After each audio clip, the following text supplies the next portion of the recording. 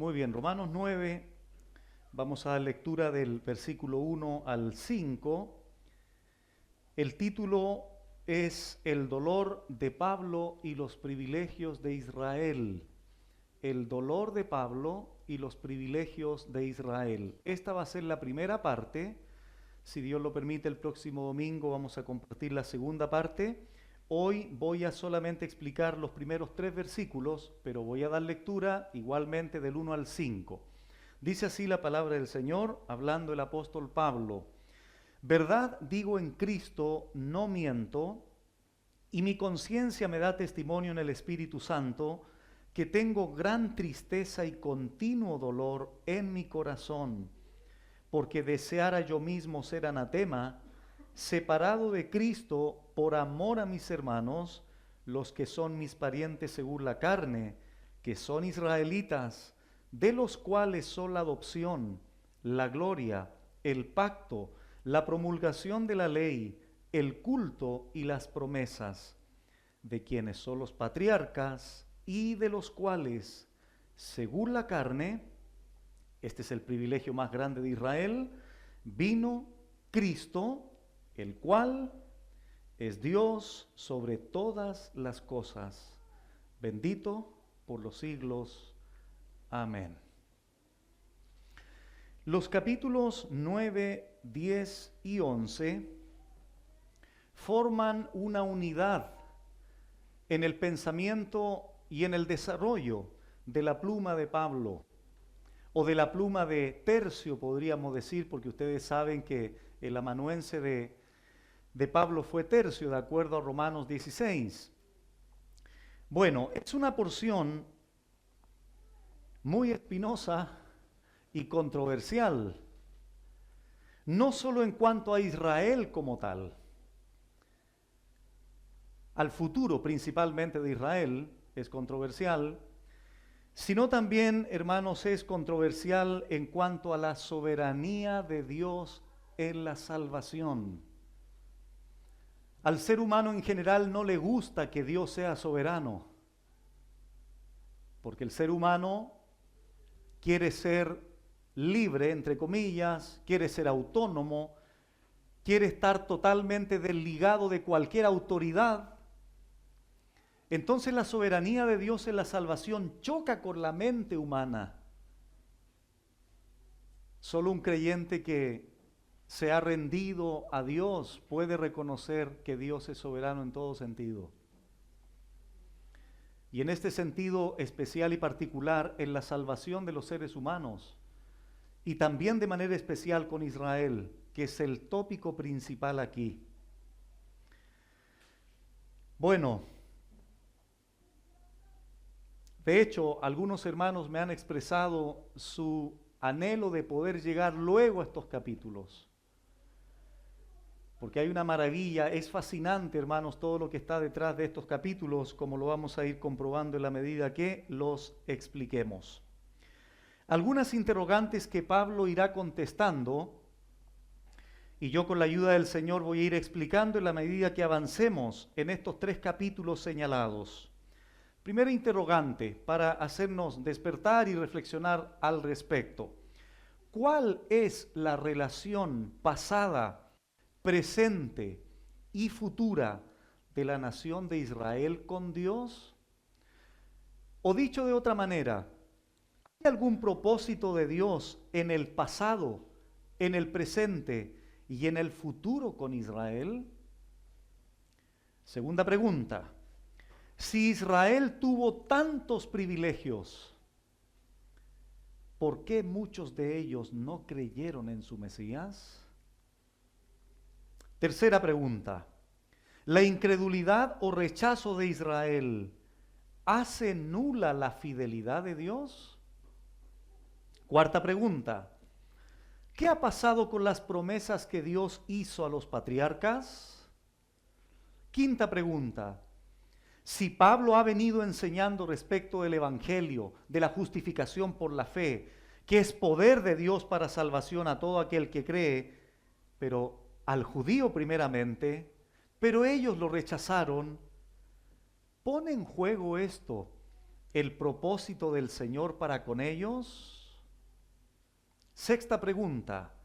Si el propósito salvífico del Señor para con Israel falló, entonces, ¿qué seguridad tenemos nosotros de que se cumplirá o fallará al igual que con ellos?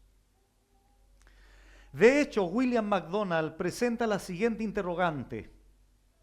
Él dice, ¿acaso el Evangelio, al prometer la salvación a los gentiles, lo mismo que a los judíos, significa que Dios ha quebrantado sus promesas a su pueblo terrenal, los judíos? La respuesta de Pablo abarca el pasado de Israel, capítulo 9, su presente, capítulo 10, y su futuro, capítulo 11.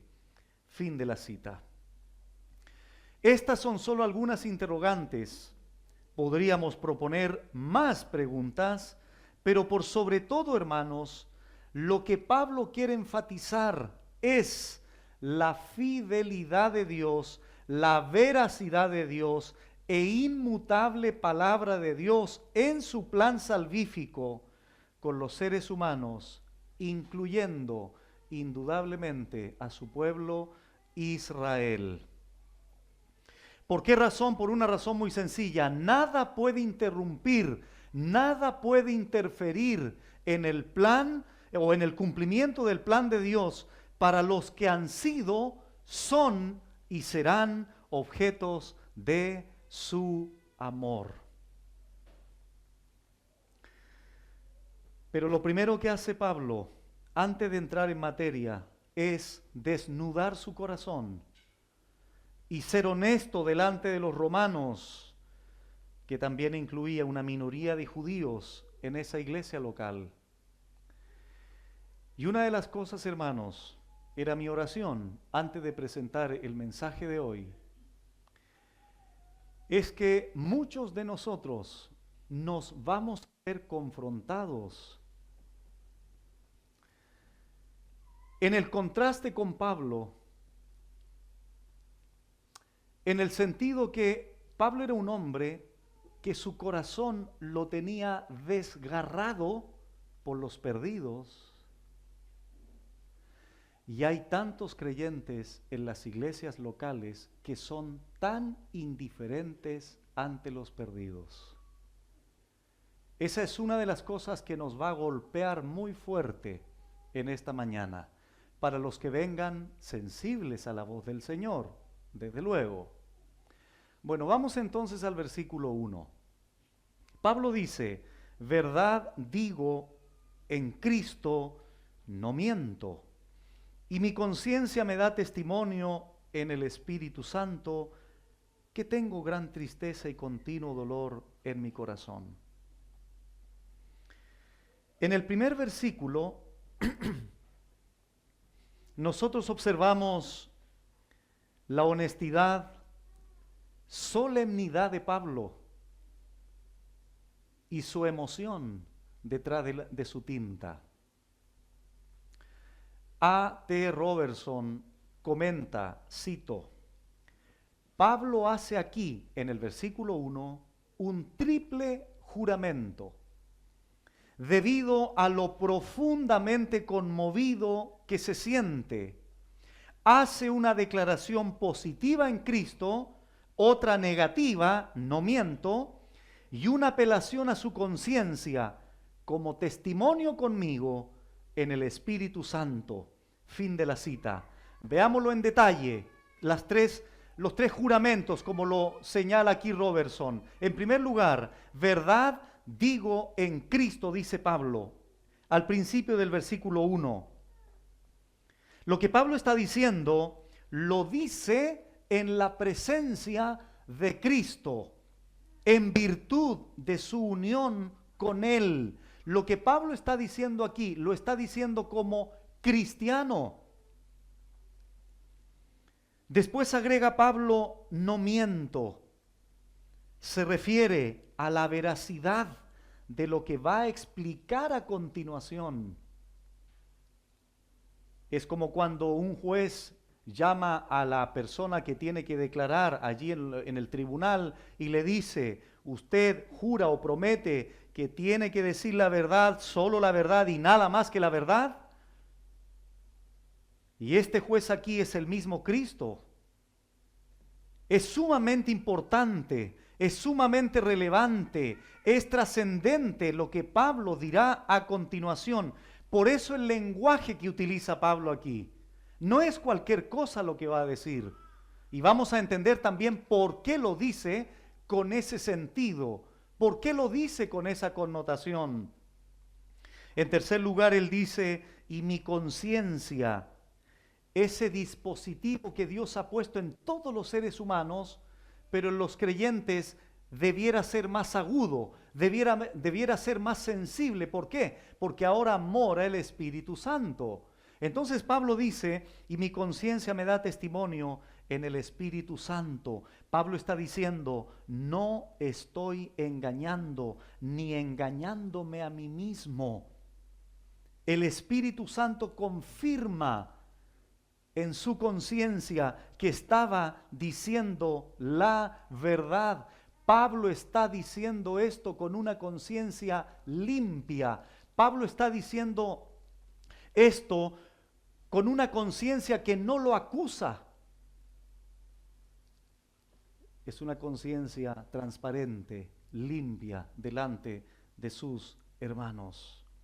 Pablo apela a un juez externo y a otro interno. Y todo esto en el Espíritu Santo, no de su propia opinión o sabiduría humana, sino guiado, asistido por el Espíritu Santo. Pablo acostumbraba a hacer este tipo de declaraciones, no lo busquen, pero por ejemplo, en Romanos 1:9, él dijo, porque testigo me es Dios. En 2 Corintios 1:23, él dice esto, escuchen, mas yo invoco a Dios por testigo sobre mi alma. ¿Quién podría decir algo así hoy de su vida delante de Dios? Convocar al mismo Dios como testigo de tu vida cotidiana, por ejemplo, de lo que haces. Es interesante, hermanos, cómo vemos nosotros el corazón de Pablo, el interior de Pablo, la integridad de Pablo en el hecho de reconocerse como tal delante de Dios. Ahora surge la gran pregunta, ¿por qué Pablo tiene que hablar de esta manera? Siendo tan enfático en su honestidad, por ejemplo, siendo tan enfático y recurriendo a estos testigos o avales, el mismo Dios, el mismo Espíritu Santo, su propia conciencia. ¿Qué hay detrás de esta declaración de Pablo? Lo siguiente, porque los judíos pensaban que Pablo tenía una especie de rechazo por ellos.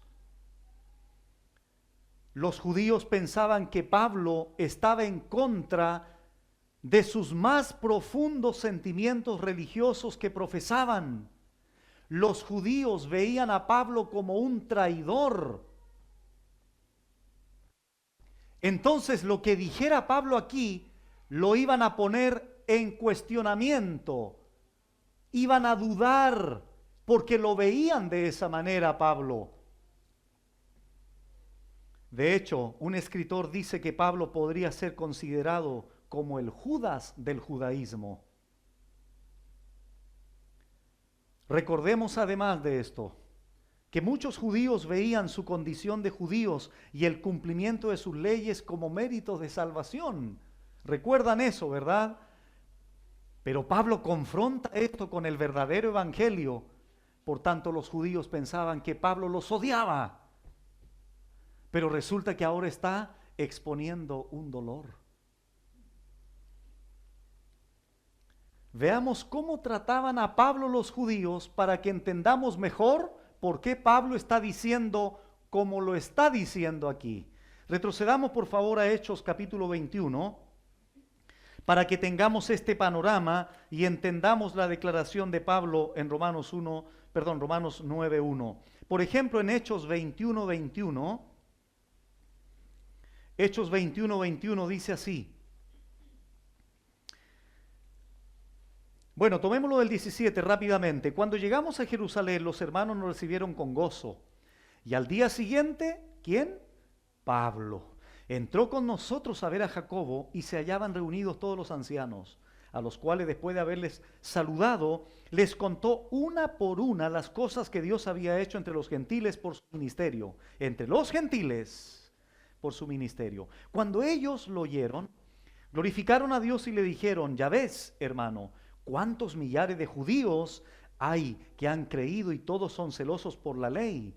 21. Pero, se les ha informado en cuanto a ti, Pablo, que enseñas a todos los judíos que están entre los gentiles a apostatar de Moisés, diciéndoles que no circuncides a sus hijos, ni observen las costumbres. Aquí está este grupo de judíos que están confrontándolo. Oye, Pablo, hay judíos que dicen que tú estás enseñando a apostatar de Moisés. Eso era terrible para un judío religioso. Versículo 27, mismo capítulo. Pero cuando estaban para cumplirse los 7 días, unos judíos de Asia, al verle en el templo, alborotaron a toda la multitud y le echaron mano, dando voces, varones israelitas, ayudad. Este es el hombre. ¿A quién se refiere aquí? A Pablo, que por todas partes enseña a todos contra el pueblo, es decir, contra Israel, contra la ley y contra este lugar, es decir, contra el templo. Y además de esto, ha metido a griegos en el templo y ha profanado este santo lugar. Eso es lo que los judíos pensaban de Pablo. Otro pasaje, Hechos 23, en el mismo libro, Hechos 23, 12. Dice, venido el día, algunos de los judíos tramaron un complot y se juramentaron bajo maldición, diciendo que no comerían ni beberían hasta que hubiesen dado muerte a Pablo. ¿Cómo pensaban los judíos de Pablo? ¿Bien o mal? Mal. 24:5. 24:5. Porque hemos hallado que este hombre es una plaga. Es una plaga y promotor de sediciones entre todos los judíos por todo el mundo y cabecilla de la secta de los nazarenos. Así pensaban de él. De hecho, en Romanos 2:17, Pablo pareciera ser que los confronta y le dice, tú que tienes el sobrenombre de judío, enseñas esto, aquello, pero tú eres un ladrón, tú también adulteras, etcétera, etcétera. Entonces, pareciera ser, obviamente que Pablo, estaba en contra de los judíos. Por tanto, ellos tenían ese concepto de Pablo. Pero Pablo predicó el verdadero evangelio, la salvación por gracia mediante la fe, y esto no gustaba a los judíos religiosos. Pablo no cambiaba el mensaje del evangelio para agradar a los judíos.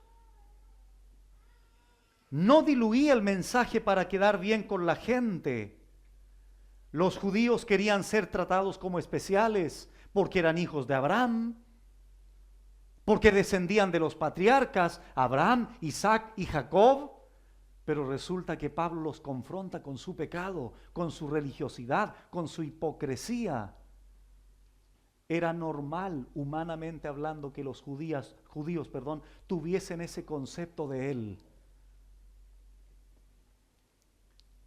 Muy bien, regresamos a Romanos 9. Por esta razón inicia de la manera que lo hace Pablo, tan solemne, tan enfática, subrayando tanto su sinceridad de lo que va a decir a continuación.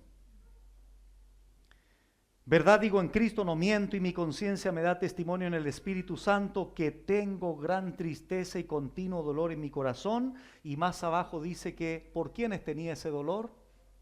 Por los judíos. ¿Qué pudieron haber pensado los judíos? No me vengas con eso, Pablo. ¿Cómo que tienes dolor por nosotros? Si estás en contra de Moisés, estás en contra de las liturgias, estás en contra de la ley, si estás predicando un evangelio por gracia mediante la fe, estás predicando que somos justificados por la fe y no por el cumplimiento de la ley. ¿Cómo vienes a decirnos que tienes dolor por Israel nosotros o por los judíos? Por eso Pablo inicia el verso 1 como lo inició, con tanta solemnidad, apelando a un juez, apelando a Dios como testigo, a su conciencia. Gran tristeza y continuo dolor en mi corazón. Pone atención, por favor, hermanos, porque aquí es donde ya el Espíritu Santo debiera comenzar a confrontarnos interiormente. Pone atención las palabras que Pablo utiliza. Las 4 palabras las voy a decir en el griego y después voy a tomar toda la idea y voy a explicar lo que Pablo quiso decir aquí. Cuando Pablo dice gran, megas en el griego, importante, sorprendente, se puede traducir por algo muy fuerte o intenso. Después, tristeza, lipe en el griego, es una lamentación o abatimiento emocional. De acuerdo a Robertson, es un antiguo término denotando una pena devastadora. Pablo sigue diciendo, y continuo. Continuo en el griego es incesante, constante, algo que no se termina. Y dolor, odún en el griego, una aflicción intensa, sufrimiento o angustia. Escuchen, hermanos, Pablo está diciendo lo siguiente: tengo una sorprendente, una importante, una mega lamentación o abatimiento emocional y una incesante aflicción o sufrimiento. ¿Dónde? En mi corazón, lo más profundo de su ser. ¿Por qué Pablo? ¿Por qué Pablo tienes ese desgarrador sentimiento interior? Por la condición espiritual de mis compatriotas judíos. Por la muerte espiritual de mis compatriotas judíos. Porque mis compatriotas judíos rechazaron a ese Mesías que yo por gracia abracé.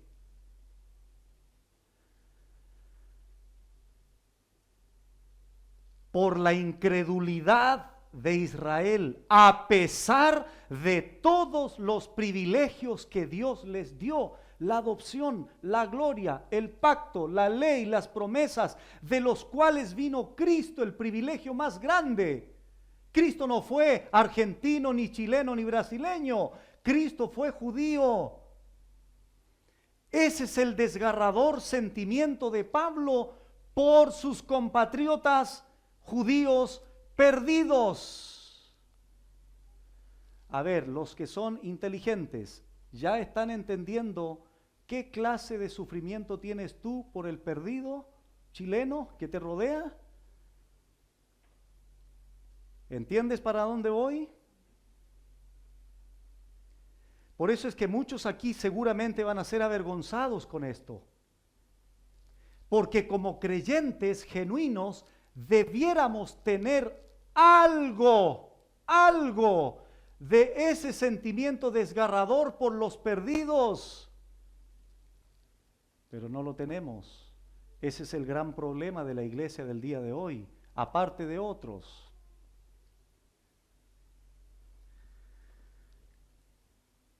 Por eso más abajo Pablo dice, yo desearía ser anatema, separado de Cristo, por amor a mis hermanos. Todavía no llego a la guinda de la torta por si acaso, pero ruego al Señor que a mí personalmente me dé algo más de esta pasión de Pablo por los perdidos, y a ti también.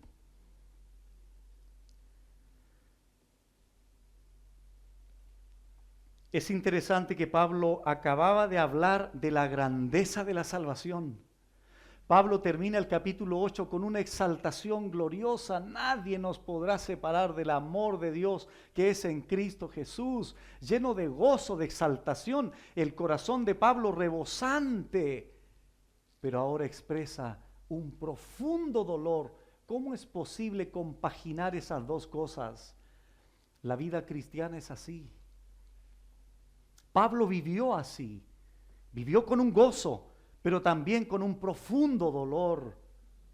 Y en este sentido específico es por la situación espiritual de sus compatriotas, los judíos.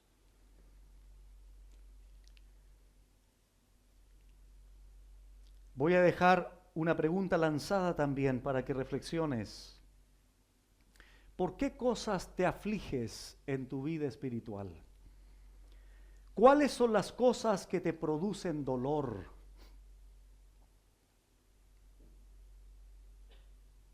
¿Son cosas espirituales principalmente?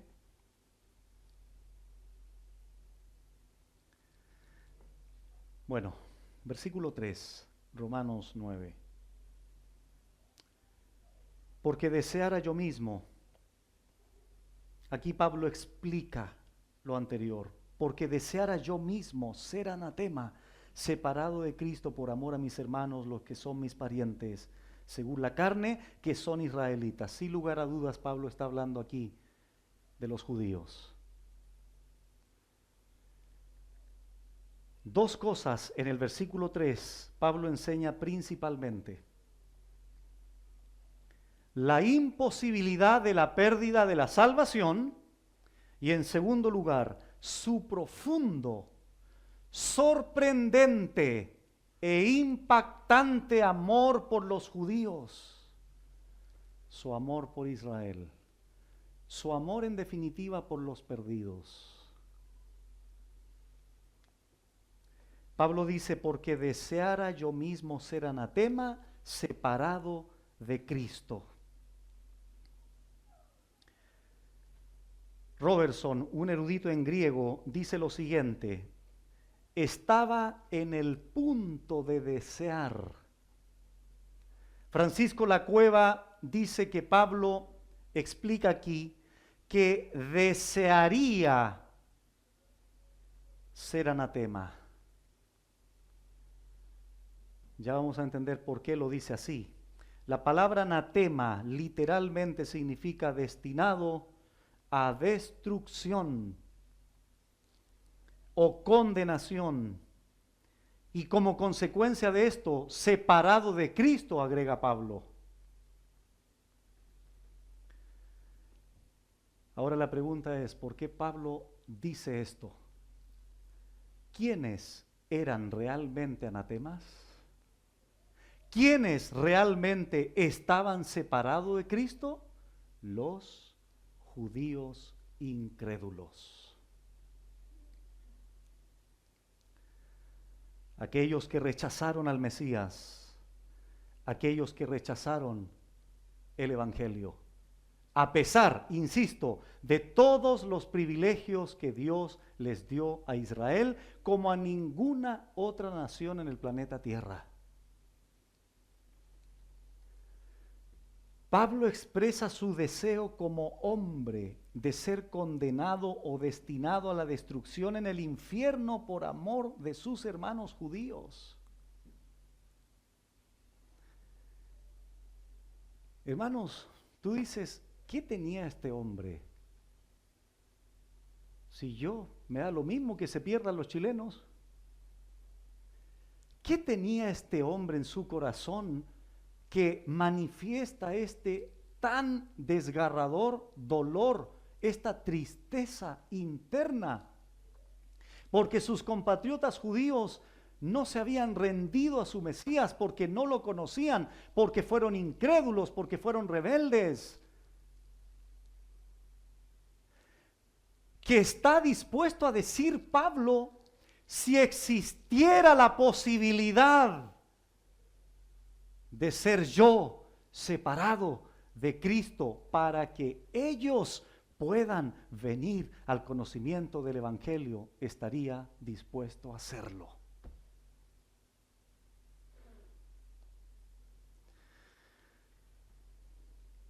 ¿Era posible esto?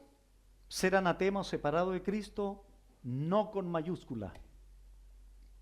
¿Por qué? Porque Pablo ya había dicho de que nada ni nadie nos podrá separar, apartar, alejar del amor de Dios que es en Cristo Jesús, Señor nuestro. Es una imposibilidad. Esto demuestra que no se puede perder la salvación para un creyente genuino. Lo que Pablo expresa es emocional, no teológico, porque ya ha establecido de manera determinante que no hay nada en este universo que nos pueda separar de Él. No se puede, es una imposibilidad. Pablo está usando una expresión hiperbólica, pero para señalar ese dolor, esa angustia tan arraigada que tenía en su corazón por los perdidos judíos. Pablo sabe que no puede hacer expiación por otro ser humano. Él sabe muy bien que no puede hacer expiación, no puede salvar a otros dando su vida, menos por un pueblo. Esto es más o menos así. ¿Te ha pasado que has tenido un hijo enfermo o algún familiar muy querido, muy querido, un hijo, una hija, y tú quisieras tener la enfermedad que tiene él para que tu hijo no esté así? ¿Te ha pasado eso? Eso nos pasa. Mi hijo está con un terrible accidente en el hospital, Señor, yo estaría dispuesto a estar allí, pero que mi hijo esté sano y salvo. Pero no se puede. Lo mismo está haciendo Pablo. Desearía yo, si existiera la posibilidad, para que mis compatriotas judíos pudieran ser salvos. ¿Tienes ese amor por los perdidos? ¿Te está hablando el Señor, hermano, hermana?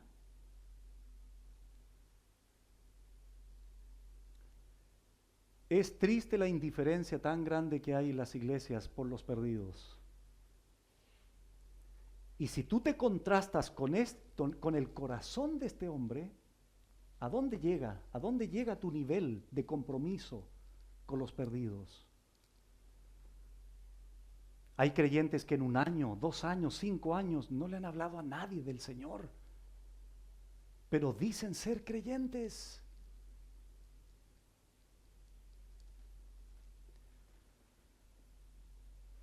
Miren lo que dice el texto 3. Porque deseara yo mismo ser anatema separado de Cristo, y aquí está, por amor a mis hermanos. Todo se reduce a 4 letras. Amor genuino, podríamos decir. Entonces, pastor, lo que nos está queriendo decir es que si un creyente no habla de Cristo es porque no tiene amor. Claro, así de sencillo, hermano. Así de sencillo. No hay que ser teólogo para irse a las profundidades y buscar otras respuestas. ¿Qué llevaba a Pablo a tener ese desgarrador dolor? El amor. el amor con que él había sido amado por Dios, él quería transmitir ese mismo amor a sus compatriotas judíos.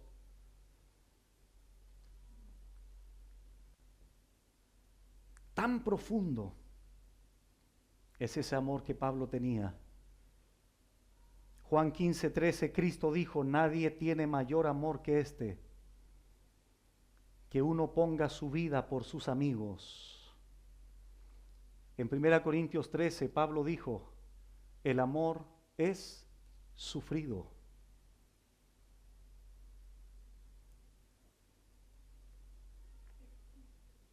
¿Por qué Pablo tenía esta clase de amor por sus hermanos? Porque Pablo entendía que Cristo tuvo esa misma clase de amor por él. Mire, hermano, cuando uno personalmente reflexiona, cuando uno realmente ha entendido lo que Dios individualmente, con cada uno de nosotros, aquí la idea es que cada uno pueda personalizar esto que estoy diciendo.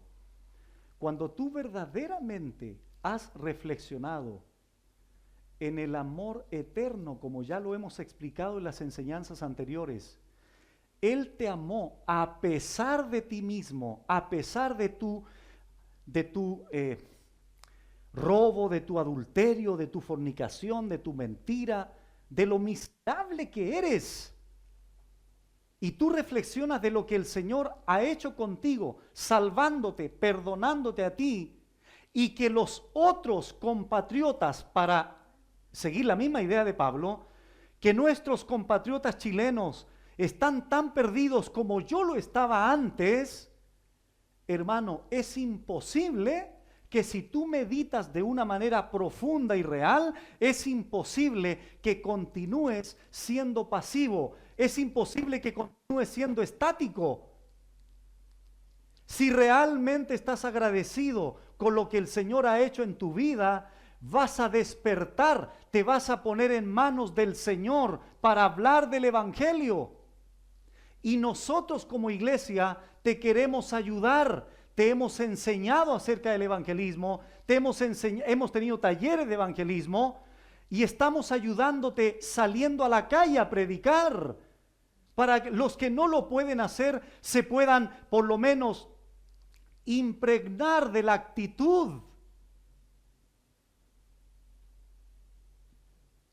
Porque yo quiero, y yo creo que tú también quieres tener algo de esto, algo de este amor que Pablo tenía por los judíos.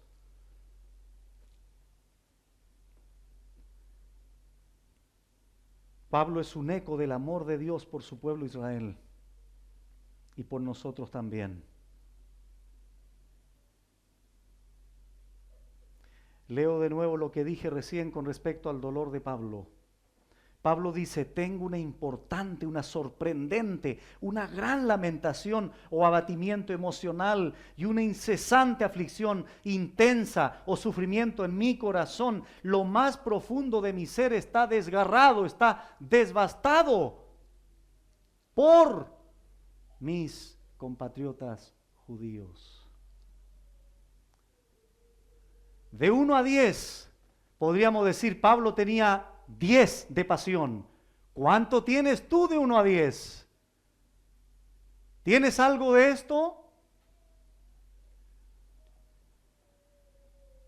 ¿Recuerdan ustedes, para entender un poco más este dolor tan intenso? ¿Recuerdan ustedes que hace algunos meses atrás enseñamos Mateo 9 aquí, con respecto a que Cristo, cuando andaba por las ciudades, Cristo vio la necesidad de estas ovejas porque estaban dispersadas, estaban devastadas.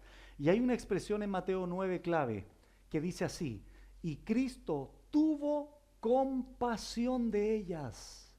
Compasión ahí en el griego se refiere a los intestinos, se refiere a las entrañas.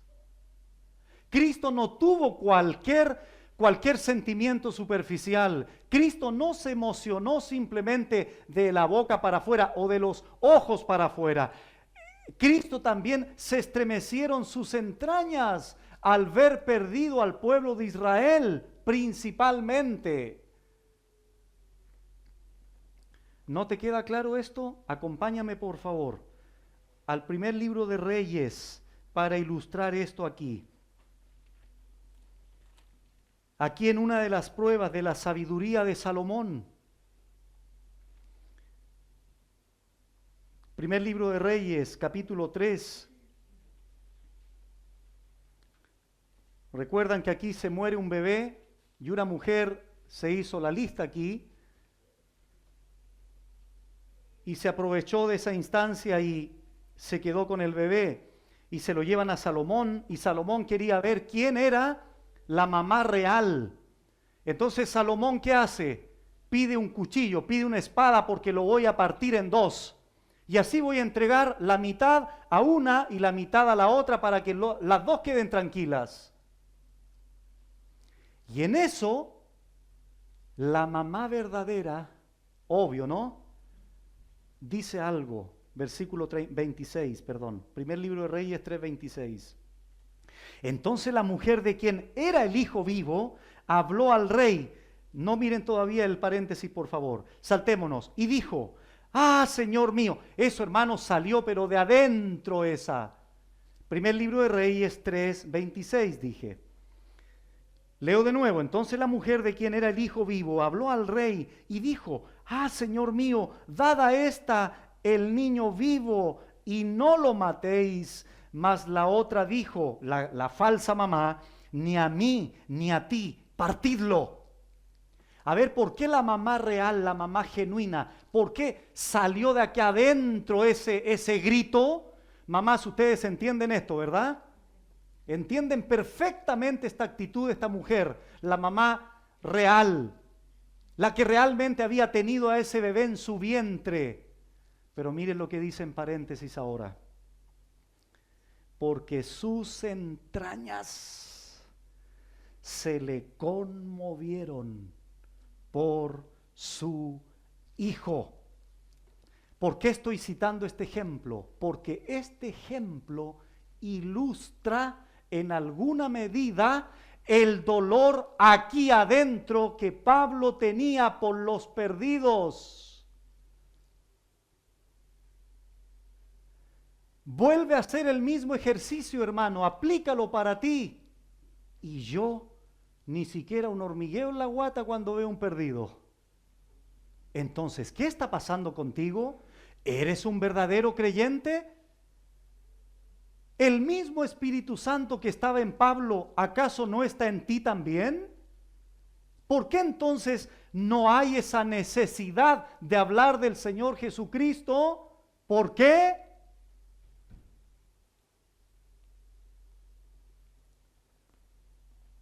Es precisamente esta clase de amor la que hizo a Pablo un instrumento poderoso en las manos de Dios para la evangelización. Debemos ser apasionados por los perdidos. John MacArthur escribe lo siguiente sobre esto: el evangelismo tiene poco efecto si el evangelista tiene poco amor por los perdidos. Fin de la cita.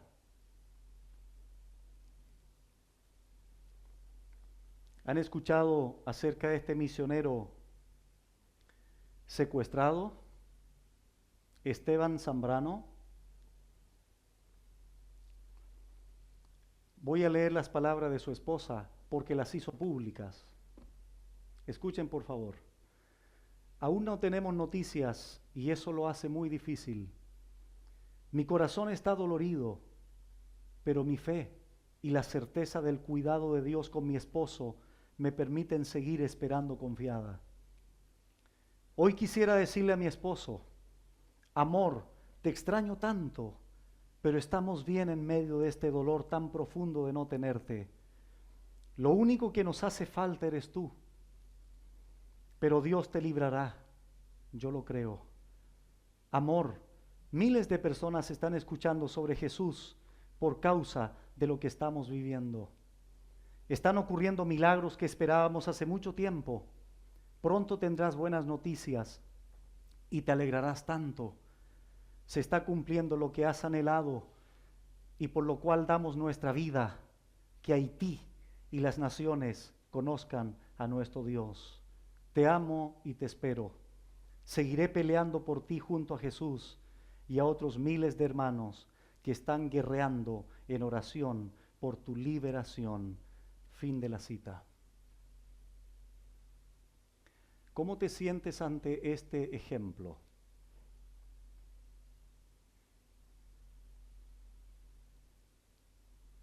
Que muchas veces hay que obligar o presionar para que la gente hable de Cristo. ¿Por qué hay creyentes que dan tanto y otros que no dan nada en este aspecto? ¿Por qué? Esa es la gran pregunta. Nadie te está mandando, ni el Señor te está mandando a la China, querido hermano. No estoy diciendo eso. Ni siquiera te estoy diciendo que te vayas a Haití a trabajar como misionero. Que hagas lo que Pablo hizo, su amor por los compatriotas. ¿Has predicado a tus chilenos que te rodean, por ejemplo? Ese es el dolor y profundo desgarro de Pablo interno. Y aquí tenemos a una esposa. Su esposo no andaba ahí en asados comiendo carne con los amigos. Este hombre dio su vida por el Señor. Y esta mujer ahora clama a ese Señor por el cual este hombre fue contratado por él para hablar de él a otros que no le conocen. Y tú de brazos cruzados sin hacer nada.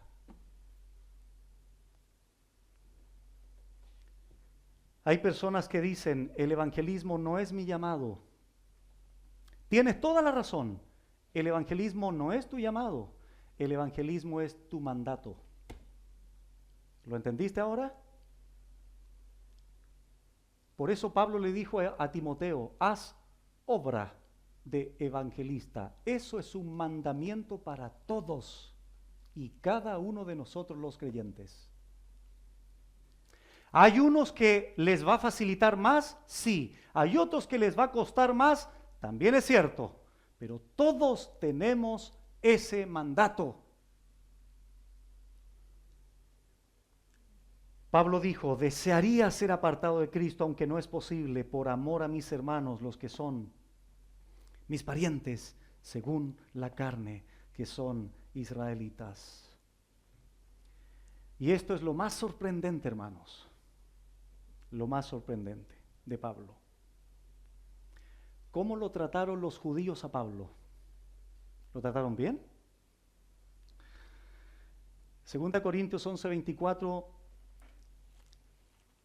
para que ustedes tengan una idea. Porque alguien podría decir, Pablo no le interesaba hablar a los judíos por cómo lo trataron. Pero mira lo que dice 2 Corintios 11:24.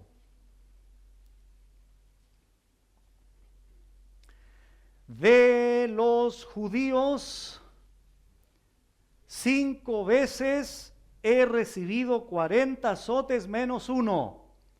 Razón suficiente entonces. ¿Qué me importa la salvación de estos judíos si me están azotando 40 veces menos 1? ¿Entiendes el punto, hermano? ¿Entiendes lo que quiero decir? ¿No dice la Biblia que debemos devolver el mal que nos hacen con el mal? Perdón, no dice eso la Biblia, ¿cierto? La Biblia dice que nosotros debemos devolver el mal que nos hacen con el bien. Los judíos trataron mal a Pablo. ¿Cómo quería devolver Pablo? Con el bien. ¿Qué mejor bien devuelto a los judíos que la predicación del Evangelio? Versículo 26. En caminos muchas veces, en peligros de ríos, peligro de ladrones, peligros de los de mi nación. ¿Qué me importa entonces los judíos si vivo en peligro por causa de mis propios compatriotas? Romanos 10:1, Pablo dijo, hermanos, ciertamente el anhelo de mi corazón y mi oración a Dios por Israel es para salvación. Él tenía un dolor a pesar de cómo los judíos lo estaban tratando. Si yo te preguntara de manera directa y tuvieras que responder de manera honesta, como lo dije anteriormente, ¿qué cosas te producen dolor en tu vida? ¿Estaría dentro de esta lista el hecho de que muchas personas que te rodean no son salvas y ni siquiera le has hablado del Evangelio? Al poner en la balanza el sentimiento de Pablo por los perdidos, que es lo mismo que el Señor Jesucristo mandó a sus discípulos, ¿te podrías identificar con Pablo, aunque sea un poquitito? ¿Con ese mismo dolor por los perdidos? Los hombres de Dios son caracterizados por ese anhelo de ver a los incrédulos rendidos al Señor. Moisés en Éxodo 32 tuvo esa misma actitud cuando estaban adorando al becerro de oro. Moisés intercedió por el pueblo y estuvo dispuesto a él morir. Bórrame de tu libro, le dice a Dios, con tal que estos judíos sean perdonados.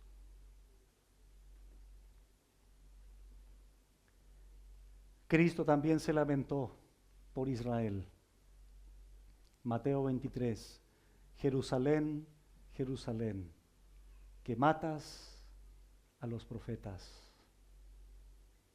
Y ese dolor, esa angustia del Maestro, por haber venido a ellos y ellos lo rechazaron, hizo también que Cristo tuviera ese mismo dolor, esa conmoción, esa compasión, esa misericordia por los perdidos.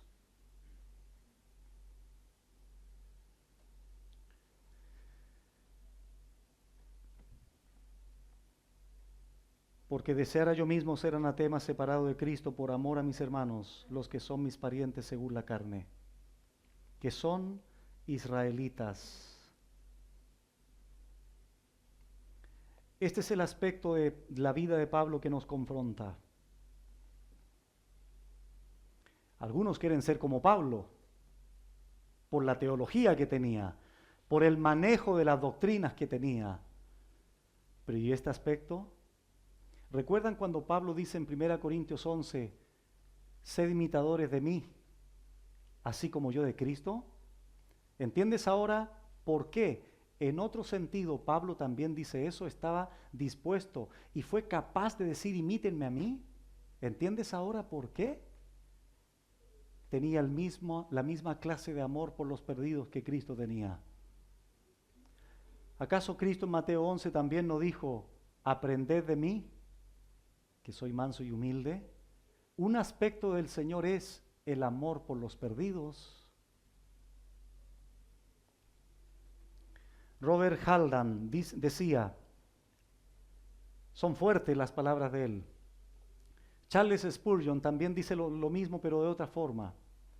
Él dice, aquel que no se entristece por el estado perecedero de los pecadores, y especialmente de su parentela, no es un cristiano. Ningún hombre puede ser un cristiano que no se preocupe por la salvación de los demás. Fin de la cita. Pablo amaba a sus compatriotas, pero amaba más a Cristo. Su amor hacia sus hermanos, los judíos, era en verdad. Y esa verdad era en Cristo y su santo evangelio. Por eso Pablo no diluía el mensaje para quedar bien con los judíos religiosos. Les hablaba claro, determinantemente, porque era fiel al Señor y no a los judíos. De hecho, a continuación menciona los privilegios que Israel tuvo.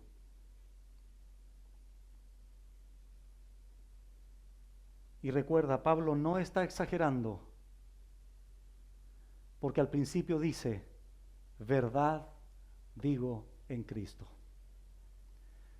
Si a alguno pudo haberle parecido, pero Pablo está exagerando. No, verdad digo en Cristo y mi conciencia me da testimonio en el Espíritu Santo.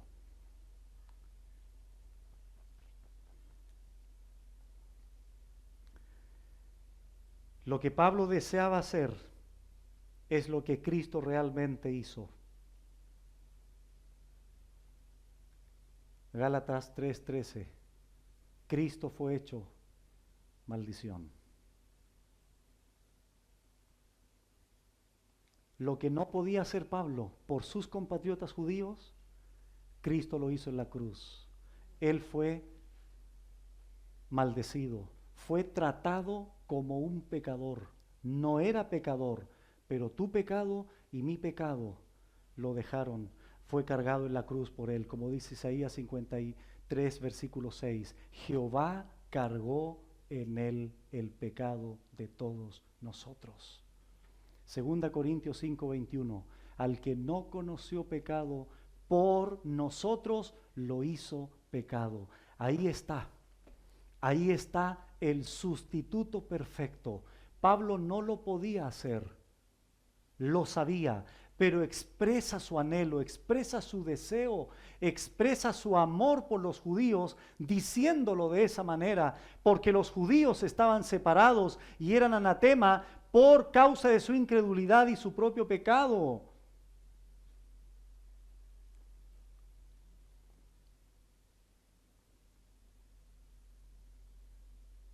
Para terminar,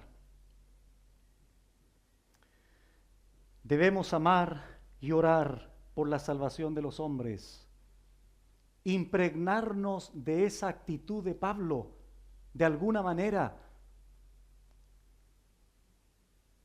Y basado en esto, continuamos motivando a la iglesia para que lo sigas haciendo de manera personal, como asumo que lo haces, pero también de manera corporativa, porque es un trabajo de iglesia que estamos haciendo.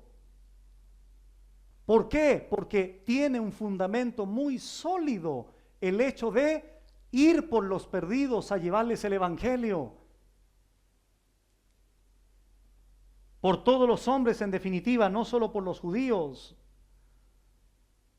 Los creyentes verdaderos no somos antisemitas, no estamos en contra de Israel. Así como Pablo los amaba, nosotros también. Y qué lindo sería que el Señor siguiera salvando a los judíos, que solo Él sabe quiénes son. Pero nosotros tenemos que identificarnos, insisto, con este dolor y profunda tristeza de Pablo por la salvación de los perdidos. Y una vez más el Señor nos vuelve a hablar acerca de la evangelización, del amor y la compasión que debe impulsar la predicación del Evangelio. Predicando no un evangelio diluido para quedar bien con la gente, sino predicar el evangelio real, que hace el mandato a los incrédulos a creer, a tener fe y a arrepentirse. Porque son los ingredientes que tenemos que predicar y enseñar a los incrédulos, tal cual como Pablo lo hizo. Justificación por la fe solamente. El pecado y el infierno están casados, dijo Charles Spurgeon, a menos que el arrepentimiento declare el divorcio.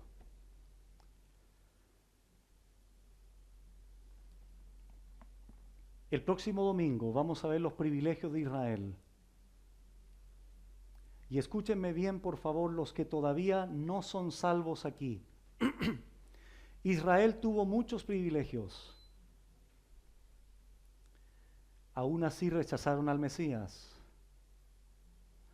Tú puedes tener miles de privilegios hoy día en la iglesia. Estar en una iglesia, se te está enseñando la Biblia, estás escuchando continuamente el Evangelio, pero probablemente no te has arrepentido verdaderamente. La salvación no es heredable, la salvación es personal. La salvación, Dios a mí me confronta con mi pecado personal, por tanto me manda a arrepentirme y a confiar en su obra redentora. Puedes tener miles de privilegios en la iglesia, pero si no has nacido de nuevo, no podrás ver el reino de Dios. Estás apartado del Señor como los judíos, como lo vimos, y eres anatema, destinado a una destrucción eterna. Pero hoy el Señor nuevamente nos da esa bendita oportunidad de arrepentirnos y creer en su evangelio, en su obra.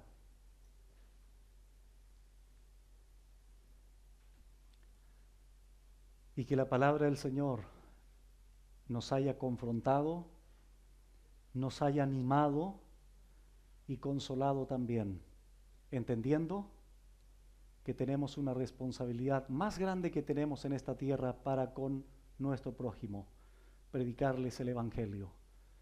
Y esperamos en el Señor de ser encendidos con esa pasión que el apóstol Pablo tenía como hombre de Dios, y producto de aquello también fue grandemente usado en las manos del Señor. Oramos. Padre bendito, hemos sido expuestos, Señor, en esta mañana a esta actitud de Pablo, a este corazón de Pablo. Señor, estoy consciente que muchos de nosotros nos falta mucho para llegar a este nivel de amor y de pasión por los perdidos. Pero Señor, si hay algo que nos puede transformar, es precisamente la exposición de tu palabra. Hemos enseñado tu palabra en esta mañana. Hemos expuesto tu palabra en esta mañana. Tu Espíritu Santo se encargará de redarguir, de corregir, de convencer interiormente a cada uno de nosotros y asumir nuestra responsabilidad delante de ti. Tú tienes un propósito salvífico y nosotros somos tus instrumentos en tus manos. Somos las herramientas que tú vas a usar, Señor, para llevar a cabo ese propósito. Pero necesitamos tener compasión y amor por los perdidos. Ayúdanos, Señor, como iglesia, ayúdanos individualmente a llevar tu palabra a toda criatura y a ser discípulos, enseñándoles todas las cosas que tú has mandado en tu palabra. Señor, haz tu obra en cada uno de nosotros. Te lo pedimos en Cristo Jesús. Amén.